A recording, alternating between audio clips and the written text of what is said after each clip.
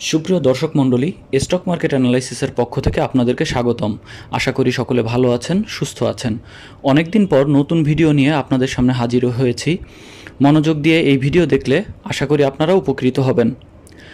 আজ আমরা জেনে নেব কিভাবে মাত্র 1 লক্ষ টাকা ইনভেস্ট করে 10 লক্ষ টাকা রিটার্ন পাওয়া যায়, তাও মাত্র 10 বছরে। আমাদের স্টক মার্কেটে এটি অবিশ্বাস্য মনে হতে পারে, কারণ এখানে রিটার্ন তো দূরে থাক, বড় বড় ইনভেস্টর অ্যানালিস্টরাও লাভ করতে এসে লসে পড়ে যায়। কিন্তু তবুও এখানে লং টার্মে ইনভেস্ট করলে যে লাভ করা যায়, আজকে আমরা সেই টেকনিক এবং হিসাব হাতে কলমে দেখাবো। সকলে ধৈর্য সহকারে আমাদের ভিডিওটি দেখবেন আশা করি। হিসাবের সুবিধার্থে প্রথমেই আমরা দেখে নেব ব্যাডবিসির গত 15 বছরের নিট প্রফিট গ্রোথ। এখানে আমরা দেখতে পাচ্ছি 2009 সালে কোম্পানিটির নিট প্রফিট ছিল 207 কোটি টাকা, 2010-এ 288 কোটি টাকা, 2011 সালে 255 কোটি, 2012 সালে 394 কোটি, 2013 সালে 492 কোটি, 2015 সালে 587 কোটি, 2016 সালে 758 কোটি, 2017 সালে 783 কোটি এবং 2018 সালে তা 1000 কোটিতে পৌঁছেছে। অর্থাৎ এই বছর আমরা দেখতে পাচ্ছি কোম্পানি কিন্তু দারুণ গ্রোথের মধ্য দিয়ে গিয়েছে। 2019-এ গ্রোথ নেগেটিভ হয় এবং নিট প্রফিট দেখা যায় 925 কোটি টাকা। তারপর থেকে আবারও কিন্তু পজিটিভ একটি গ্রোথ লক্ষণীয় এবং 2020 সালে সেই করোনাকালেও কিন্তু নিট প্রফিট দাঁড়ায় 1089 কোটি টাকা। 2021 সালে আমরা দেখছি নিট প্রফিটের পরিমাণ 1497 কোটি টাকা। 2022 সালে 1787 কোটি টাকা এবং 2023 সালে 1788 কোটি টাকা নিট প্রফিট। নিট প্রফিট বলতে আমরা বুঝি যে ট্যাক্স দেওয়ার পর যে টাকাটা কোম্পানির নিট হাতে থাকে সেটি হলো নিট প্রফিট আফটার ট্যাক্স। অর্থাৎ এই 15 বছরে কোম্পানিটি গড়ে প্রায় 18.25% গ্রোথ হয়েছে, যা এক কথায় অবিশ্বাস্য। যে কোনো কোম্পানির জন্য যদি 18.25% আমরা গ্রোথ দেখি এবং সেটি কিন্তু 15 বছর ধরে, এটি কিন্তু দারুণ একটি গ্রোথ। এবং এই গ্রোথ যদি বজায় থাকে যে কোনো কোম্পানিতে, তাহলে সেই কোম্পানিতে আপনি লং টার্মে ইনভেস্ট করলে অবশ্যই দারুণ রিটার্ন পাবেন। তো আমরা আশা করব আগামী দিনেও কোম্পানিটি এই গ্রোথ রেট অব্যাহত থাকুক। এইবার এই যে গড় 18.25% গ্রোথ আমরা দেখলাম, এই গ্রোথের উপর ভিত্তি করে আমরা দেখে নেব নেক্সট 10 বছরে কোম্পানির প্রজেক্টেড নিট প্রফিট কত হতে পারে। এখানে আমরা 2024 সালকে বেজ লাইন ধরেছি এবং এই বছরের প্রজেক্টেড ইপিএসকে বেজ ধরে বাকিগুলোকে ক্যালকুলেট করেছি। সুতরাং এই বছর যদি লাস্টের 3টি কোয়ার্টারে গ্রোথও আসে, সেটিও আমরা যেহেতু কনজারভেটিভ একটা হিসাব করছি সেহেতু ওইটাকে আমরা বাদ দিয়ে দিয়েছি।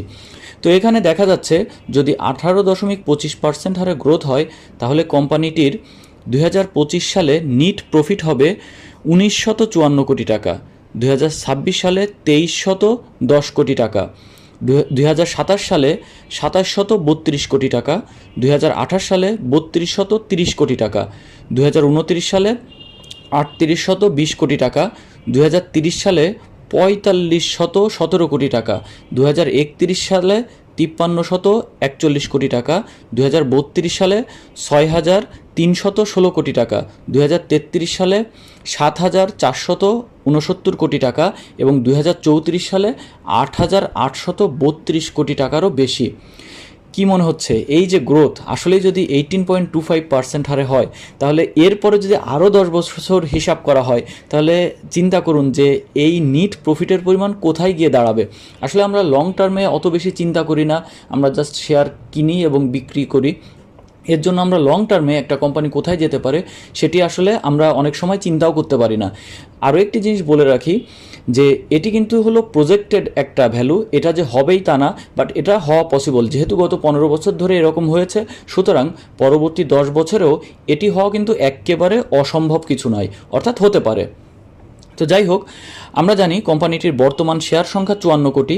সেই হিসাবে এখন আমরা কোম্পানিটির নেক্সট 10 বছরের ইপিএস কিন্তু খুব সহজেই বের করতে পারবো।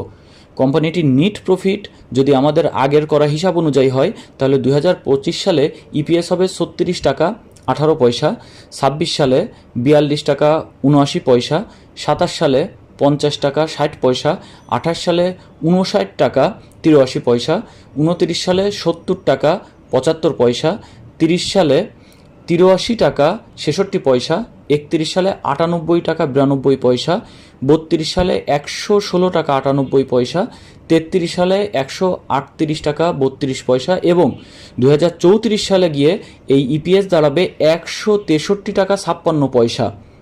অনেকেই বলবেন এটা আসলে অসম্ভব।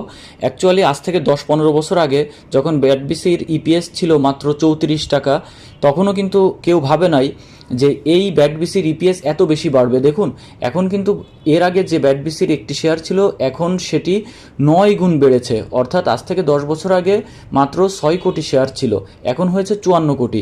তো 6 কোটি শেয়ার যখন ছিল তখনও ইপিএস 34 টাকা থেকে 166 টাকায় পৌঁছাবে কেউ চিন্তাও করতে পারেনি, কিন্তু 166 টাকায় কিন্তু পৌঁছেছে।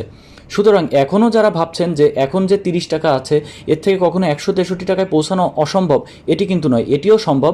কারণ সময়ের সাথে সাথে কোম্পানির যদি গ্রোথ পজিটিভ থাকে তাহলে এটি হওয়া অসম্ভব কিছুই নয়। তো এখন আমরা দেখব ইপিএস হিসাবে এবং পি রেশিও বর্তমানেরটা যদি বহাল থাকে, যদিও এখন বাজারে খুব মন্দা তাই পি রেশিও একটু কম, তবুও যদি এটাই ধরি তাহলে বর্তমানের 10.52 পি রেশিও হিসাবে এখন থেকে দেখে নেব কোন বছরে শেয়ারটির দাম কেমন হতে পারে। চার্ট থেকে আমরা দেখতে পাচ্ছি 2025-এ সম্ভাব্য শেয়ার মূল্য দাঁড়াবে 380 টাকা। অর্থাৎ আরেকটু ব্যাখ্যা করি যে পি রেশিও আমরা জানি মার্কেট যদি খারাপ থাকে তাহলে পি রেশিও কমে যায়, সেটি ইনভেস্টমেন্টের জন্য ভালো। আর পি রেশিওর উপর বেস করে আপনি কিন্তু যদি এই পি রেশিওটা কনস্ট্যান্ট থাকে তাহলে এর উপর বেস করে আপনি কিন্তু শেয়ারের দামও ভবিষ্যতে কেমন হতে পারে সেটি একটা প্রজেক্টেড ভ্যালু আপনি বের করতে পারেন। অর্থাৎ আপনার যে ইপিএস আছে তার সাথে পি রেশিওটা গুণ করুন, আপনি খুব সহজে ওই সময়ের প্রজেক্টেড শেয়ারের ভ্যালু পেয়ে যাবেন। তো এই 10.52 মার্কেট মন্দা থাকার কারণে পি রেশিও এত কম। সাধারণত মাল্টিন্যাশনাল কোম্পানিতে আপনার 20 পি রেশিও ধরা হয় যে এটা আইডিয়াল, এটা হতে পারে, কিন্তু সেখানে এখন দেখুন অর্ধেকে নেমে এসেছে, অর্থাৎ 10.52 20-এর অর্ধেকে নেমে এসেছে। তো এই পি রেশিও যদি থাকে অর্থাৎ মার্কেটে যদি মন্দাভাবও থাকে তবুও 2026-এ এই শেয়ারের মূল্য হবে কমপক্ষে 450 টাকা, 27-এ 532 টাকা, 28 সালে 629 টাকা, 29 সালে 744 টাকা, 30 সালে 880 টাকা, 31 সালে 1040 টাকা, 32 সালে 1230 টাকা, 33 সালে 1455 টাকা এবং 2034-এ 1721 টাকা হওয়া সম্ভব। অর্থাৎ যদি আপনি এখন 1 লাখ টাকা ইনভেস্ট করেন তাহলে আপনি পাবেন 310 থেকে 311টি শেয়ার। 10 বছর পর সেই শেয়ারগুলির দাম হবে 5,34,000 টাকারও বেশি।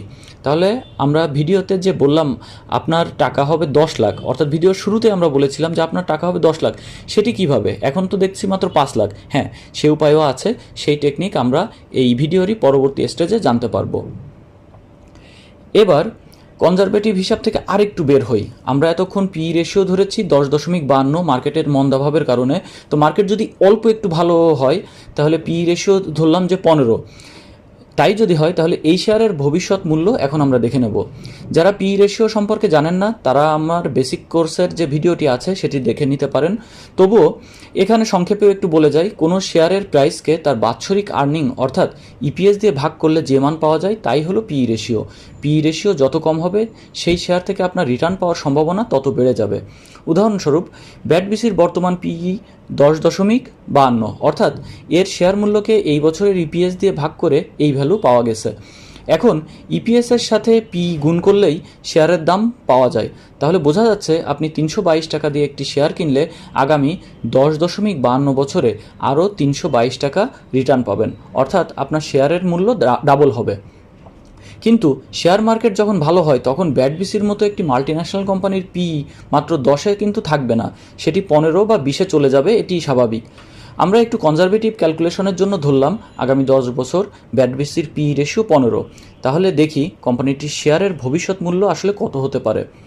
পি রেশিও 15 ধরলে 2025-এ শেয়ারের সম্ভাব্য দাম হবে 542 টাকা, 2026-এ 641 টাকা, 27-এ 758 টাকা, 28-এ 897 টাকা, 2029-এ 1061 টাকা, 30-এ 1254 টাকা, 31-এ 1483 টাকা, 32-এ 1754 টাকা, 33-এ 2074 টাকা এবং 2034-এ 2453 টাকা। অর্থাৎ আপনি যদি এখনই 1 লাখ টাকা ইনভেস্ট করেন তাহলে পাবেন ওই যেটা বললাম প্রথমেই 310 থেকে 311টি শেয়ার। 10 বছর পর সেই শেয়ারগুলির মোট দাম হবে 7,61,000 টাকারও বেশি যদি পি রেশিও 15 থাকে। এখন আমরা দেখে নেব কম্পাউন্ড ইনভেস্টের মাধ্যমে রিটার্নকে আরও কিভাবে বাড়ানো যায়, কিভাবে এটিকে সর্বোচ্চ লেভেলে নেওয়া যায়, এবং 10 লাখ টাকা রিটার্নের কথা যে বলেছি আমরা এখন ধীরে ধীরে সেই স্টেজটি দেখে নিব। শেয়ার বাজারে সর্বোচ্চ রিটার্নের জন্য আমাদের প্রয়োজন বছর শেষে যে প্রফিট আমরা শেয়ার মার্কেট থেকে পেয়ে থাকি সেটাকে আবারও ইনভেস্ট করা, যেটাকে আমরা রিইনভেস্টমেন্ট বলি, যাতে করে কম্পাউন্ডিং করার মাধ্যমে দীর্ঘমেয়াদে অনেক বেশি রিটার্ন আমরা পাই। এখন দেখে নেব সেই টেকনিক। ধরুন আপনি এই মুহূর্তে 1 লাখ টাকা ইনভেস্ট করলেন, তাতে আপনি প্রায় 311টি BAT-BC শেয়ার পাবেন। এখন বছর শেষে এই শেয়ার তার ইপিএসের মাত্র 50%ও যদি ডিভিডেন্ড দেয় তাহলে আপনি 4,751 টাকা পাবেন, যা থেকে ট্যাক্স কেটে নিলে আপনি নিট 4,276 টাকা পাবেন। এই টাকা দিয়ে আপনি আবারও যদি ইনভেস্ট করে BAT-BC কেনেন তাহলে ধরে নেওয়া যায় আপনি 13টির মতো শেয়ার কিনতে পারবেন। সুতরাং 2025-এ এসে আপনার কাছে মোট শেয়ার হবে 324টি। ওই বছর ইপিএস হবে আনুমানিক 36 টাকা। পি রেশিও 10.52 থাকলে শেয়ার দাম দাঁড়াবে 380 টাকার মতো। আপনি ট্যাক্স পরবর্তী রিটার্ন পাবেন 52.73 টাকা। এটি হলো ওই শেয়ার যে প্রফিট দিবে তার উপরে, যে ডিভিডেন্ড দিবে তার উপর বেস করে এই ক্যালকুলেশনটা করা। আমরা ধরে নিয়েছি যে ইপিএস যেটিই হয়েছে তার মাত্র 50% আমাদেরকে দিচ্ছে কোম্পানি। তো তাহলে আপনি পাবেন 5273 টাকা। সেই টাকায় আপনি আরও 14টি শেয়ার কিনতে পারবেন। এইভাবে এই চার্টে দেখুন প্রত্যেক বছরে আপনি কী পরিমাণ ট্যাক্স পরবর্তী রিটার্ন পাবেন এবং তা দিয়ে কতটি শেয়ার কিনতে পারবেন, সব হিসাব দেওয়া আছে। আপনারা একটু কষ্ট করে দেখে নিন, আমি মুখে শুধুমাত্র শেয়ারের সংখ্যাটি বলে যাচ্ছি। 2026-এ আপনি নিট রিটার্ন দিয়ে 14টি শেয়ার, 27-এ 15টি, 28-এ 16টি, 29-এ 16টি, 30-এ 17টি, 2031-এ 18টি, 2032-এ 19টি, 2033-এ 19টি এবং 2034-এ কিন্তু আপনি 20টি শেয়ার কিনতে পারবেন। সুতরাং 10 বছরে রিইনভেস্ট করে আপনার টোটাল শেয়ার সংখ্যা হবে 492টি। অর্থাৎ আপনি শুরু করেছিলেন মাত্র 311টি শেয়ার দিয়ে, কিন্তু 10 বছর শেষে আপনি এখন 492টি শেয়ারের মালিক। এবং পূর্বে দেখানো প্রজেক্টের যে প্রাইস দেওয়া হয়েছে এবং দেখানো হয়েছে তাই যদি আমরা ধরে নিই যেটি সম্ভব, তাহলে আপনার শেয়ারগুলি বিক্রি করে আপনি কিন্তু প্রায় 8.5 লাখ টাকা পাবেন। আপনি যদি বিক্রি না করে এই শেয়ারগুলো রেখেও দেন তাতেও কিন্তু বছর শেষে রিটার্নের পরিমাণ ক্রমবর্ধমান হারে বাড়তেই থাকবে। আমরা এখানে ইপিএসের মাত্র 50% রিটার্ন ধরেছি, বাস্তবে কিন্তু আরও বেশি রিটার্ন পাওয়া যায় মাল্টিন্যাশনাল কোম্পানি থেকে, আর সেক্ষেত্রে মোট ভ্যালু 10 লাখ টাকা কিন্তু ছাড়িয়ে যাবে। এবার আমরা পি রেশিও আরেকটি বাড়িয়ে ধরি। আমরা পূর্বের ক্যালকুলেশনে যেমন 10.52 এবং 15 ধরেছিলাম, এক্ষেত্রে আমরা পি রেশিও 15 ধরে ফাইনাল আরেকটি হিসাব করি। চার্ট থেকে আপনারা দেখতে পাচ্ছেন পি রেশিও বেশি হলে ইপিএসে কিন্তু কোনো চেঞ্জ আসছে না, শুধুমাত্র শেয়ার প্রাইসের চেঞ্জ আসছে এবং রিইনভেস্টমেন্টের ক্ষেত্রে প্রাপ্ত শেয়ার সংখ্যা কিছুটা কমে গিয়েছে। তো পি রেশিও যদি 15 হয় সেক্ষেত্রে আমরা দেখছি ট্যাক্স বাদ দেওয়ার পর বাৎসরিক রিটার্ন 2025 সালের বাৎসরিক যে রিটার্ন আছে সেটি থেকে 2025 সালে আপনি 10টি, 26 সালে 10টি, 27 সালেও 10টি, 28, 29, 30 সালে 11টি, 31, 32, 33 সালে 12টি এবং 34 সালে 13টি শেয়ার কিনতে পারবেন। সুতরাং 10 বছরের রিইনভেস্টমেন্টের মাধ্যমে আপনার টোটাল শেয়ার সংখ্যা দাঁড়াবে 435টি। অর্থাৎ 311টি শেয়ার দিয়ে শুরু করে 10 বছর শেষে আপনি এখন 435টি শেয়ারের মালিক হবেন। যেহেতু পি রেশিও একটু বেড়েছে সেহেতু শেয়ারের সংখ্যা কমেছে, কিন্তু হতাশ হওয়ার কোনো কারণ নেই, কারণ টোটাল প্রাইস কিন্তু কমেনি। আমরা এখন সেই হিসাবটি দেখব। পূর্বে দেখানো প্রজেক্টেড প্রাইস যদি আপনি পান তাহলে আপনার শেয়ারগুলি বিক্রি করে আপনি কিন্তু প্রায় 10.5 লাখ টাকা পাবেন। এই যে এইখানে কিন্তু হিসাব করে দেখানো হয়েছে। আপনি যদি শেয়ার বিক্রি নাও করেন তাতেও কিন্তু বছরে বছরে রিটার্ন যে পেতে থাকবেন সেটি কিন্তু ক্রমবর্ধমান হারে বাড়তে থাকবে। কনজারভেটিভ ওয়েতে আমরা এখানে ইপিএসের মাত্র 50% রিটার্ন ধরেছি, কিন্তু বাস্তবে BAT-BCর মতো ভালো মাল্টিন্যাশনাল কোম্পানি থেকে আরও বেশি রিটার্ন পাওয়া সম্ভব। এবং সেক্ষেত্রে যদি ইপিএসের 60%, 70% বা 80% আমাদের রিটার্ন দেয় তাহলে কিন্তু টোটাল হিসাব করে দেখা যাবে মোট শেয়ারের ভ্যালু 12 লাখ টাকা ছাড়িয়ে যাবে। তবে একটি কথা থাকে যে মার্কেট একটু ভালো হওয়া লাগবে, কারণ মার্কেট যদি খারাপ থাকে তাহলে কিন্তু পি রেশিও কম থাকে, শেয়ারের দামও কম থাকে। তো আমরা আশা করব 10 বছরের মধ্যে মার্কেট অন্তত কিছুটা হলেও ভালো থাকবে। তো এই ছিল আমাদের আজকের আলোচনা। আশা করি ভিডিও আপনাদের ভালো লেগেছে। আমাদের পরামর্শ থাকবে অল্প সময়ের জন্য বিনিয়োগ না করে এমন লং টার্মের জন্য বিনিয়োগ করে আপনার বিনিয়োগকে সুরক্ষিত করার পাশাপাশি ম্যাক্সিমাম রিটার্ন নিশ্চিত করুন। অনেকেই স্কোয়ার ফার্মার ভিডিও দেখার পর বলেছিলেন যেটা হয়ে গিয়েছে সেটা গেছে, এখন সামনে কোন শেয়ার স্কোয়ারের মতো বুম করতে পারে সেটি জানতে চান। তো আমরা এমন একটি শেয়ারের অ্যানালাইসিস আপনাদের জন্য তৈরি করেছি এবং আজকে সেটি আলোচনা করলাম। এখানে যত ডাটা আছে সব ব্যাডভিসির ওয়েবসাইট এবং ডিএসির ওয়েবসাইট থেকে নেওয়া। আমরা জাস্ট সবগুলোকে একত্রিত করেছি মাত্র। আমাদের ভিডিও যদি ভালো লাগে তাহলে দয়া করে লাইক, কমেন্ট এবং শেয়ার করতে ভুলবেন না। আপনারা অনুপ্রেরণা দিলে এমন ভিডিও কিন্তু আমরা আরও তৈরি করব। সকলে ভালো থাকুন, সুস্থ থাকুন, হ্যাপি ইনভেস্টিং।